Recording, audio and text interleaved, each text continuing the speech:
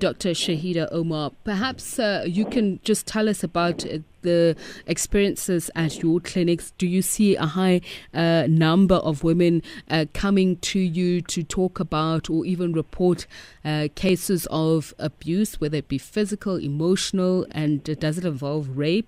I think it's important to understand that we're looking at 1 in 3 women who are victims of some or other form of abuse. And often these women would come in with their children, but they themselves have unmet emotional needs or unresolved needs, and a lot of them have been victims of trauma in their own personal lives. So there's a co-occurrence of women and child abuse, and the women are subjected to violence, usually by their partners.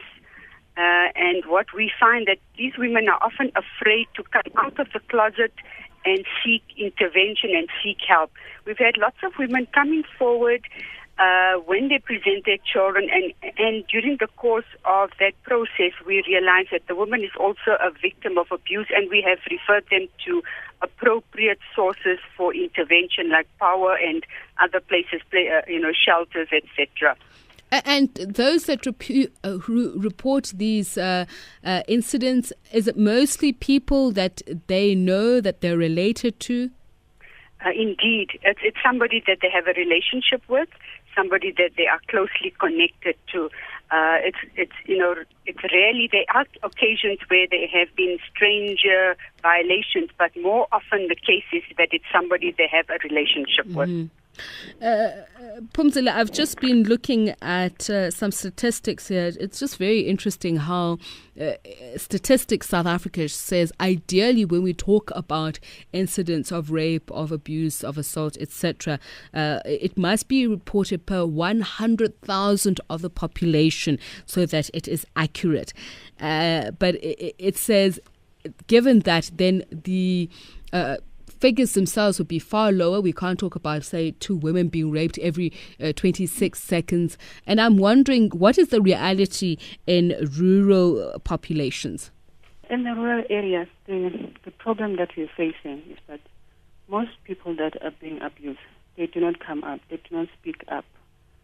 Maybe it's because of the fears of the people, because most people that they abuse them are the people that they know. So it's not easy for them to come up and report their abuse. Nobuntu, you are a 23-year-old BCom law graduate. Are you still in varsity? Yes, I am. I'm doing my postgraduate LLB.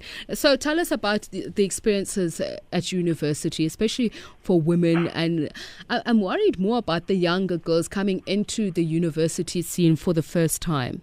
Yes, I mean, it is a problem because even how we're approached by gentlemen, well, not gentlemen, is very sexual and often very violent. It's often very intimidating as well. It's as if they expect you to, be surprised and enjoy what they're saying to you. And it's often very sexual and, depriving things that are from elder men that you would look at as your father or uncle. Is it prevalent, especially between, say, lecturers and students? No, it's never staff members. It's often people you encounter by the taxi ranks or the malls or boys that loiter around Auckland Park especially.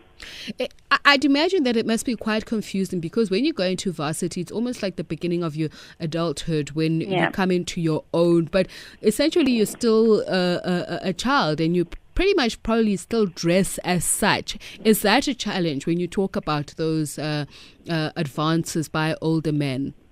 It always is. I mean, when you use public transport, when you have to go to work, you have to consider your attire. If you're wearing something short, you need to go find leggings because you fear that you'll be attacked. And in a country where if a woman is raped, she's often asked, what did you do to attract that attack?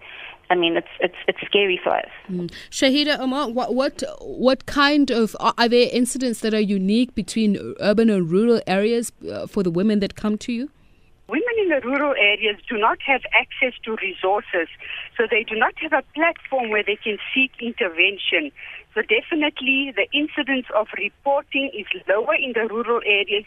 There's more fear and there's a higher incidence of economic dependency, whereas in the urban areas, although there is still that incidence of dependency, people are now coming forward and seeking intervention because of the availability and accessibility to resources. We are now joined by Mandisa Mashego. Mandisa Mashego is a public relations officer, but she says she was also attacked in public by two men, a security guard and a bank employee. Mandisa, very good morning to you. Thank you very much for taking the time to speak to us. I'm sure it's an uncomfortable thing to talk about, and I hope you are willing to talk about it. Are you able to tell us exactly what happened? Yes, good morning, Tsipi. So thanks for involving me in your show. Yes, it happened on the 29th of December in 2011 in a shopping center, in daytime around 4 o'clock.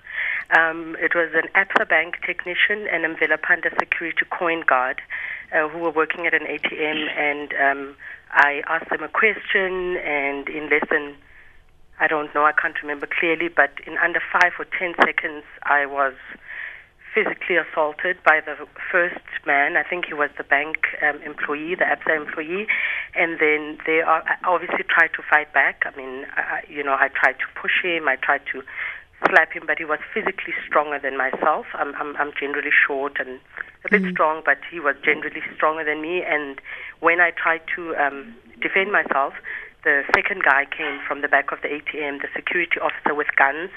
He had his weapons on him, and they both then attacked me for something that must have lasted. It felt like forever, but it must have lasted 3 minutes. There was a restaurant, shop owners, people were walking around in the mall. There was also another security guard standing right next to them, and that was basically. So people basically watched. That's what you're saying. People watched, but it happened so fast that it was very, obviously the pain, and it was extremely violent, and eventually one man I won't, can't mention his name because he so happens to be one of my witnesses. One man eventually came to try and rescue me, but the security guy threatened to shoot him, and I was with a friend at the ATM about, drawing money. And then after the first man, I don't really remember clearly what people did and didn't do during my assault.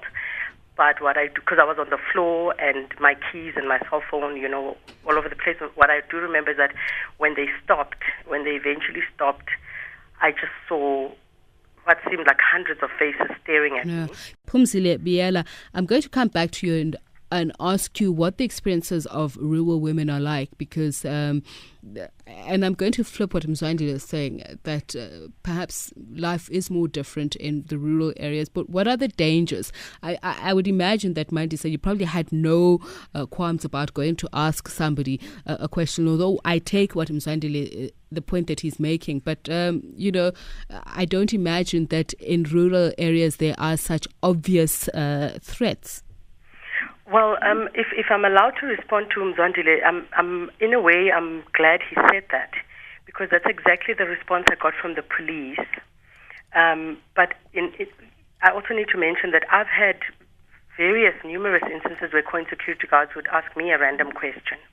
So that's so it doesn't follow. That's exactly the symptom that what I've experienced with the SAPS after this, when I had to open the case, and the prosecuting authority, and how my whole case was handled, and how I was treated at the police station, and how I had to fight for my case to be raised in court, was that there was a subliminal. And by the way, I was attacked in the northern suburbs in Joburg in a mall. So I'm not I'm from a rural area originally, but it was not a rural setting, nor was it a township. But what Mzwandile is saying is exactly the subliminal.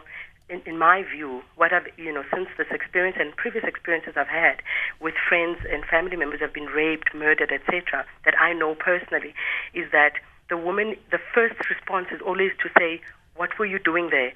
Why did you speak to him? Shahida Omar, perhaps your own personal experience of working at the Teddy Bear Clinic, how it makes you feel, especially some of the cases you have to deal with. I think just what both the speakers alluded to is that the initially, when the woman reports, she's seen as the victim.